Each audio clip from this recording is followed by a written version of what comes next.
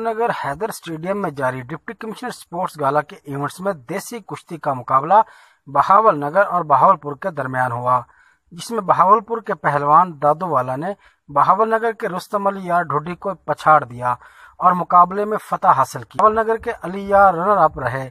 देसी कुश्ती के मुकाबलों में डिप्टी कमिश्नर बहावल नगर शुएब खान जदून मेहमान खुसूसी थे। मुझे दिली खुशी हुई है क्योंकि हमारे मुल्क में एंटरटेनमेंट का सामान बड़ा कम है, लोगों को ज्यादातर मौके नहीं मिलते।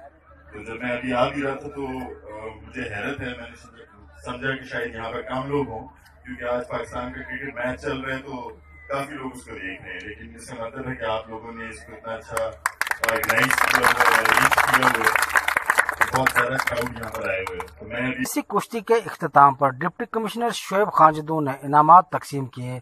दूसरी जानब ताई कमांडो के इवेंट के डिविजनल मुकाबलों में लड़कियों के मुकाबलों में रहीम यार खां पहले नंबर पर और बहावलपुर दूसरे, जबकि लड़कों के मुकाबले में बहावल नगर पहले नंबर पर और बहावलपुर दूसरे नंबर पर रहा। इस मौके पर असिस्टेंट कमिश्नर मेचनाबाद राशिद इकबाल ने जीतने वाले खिलाड़ियों में इनामात तकसीम किए।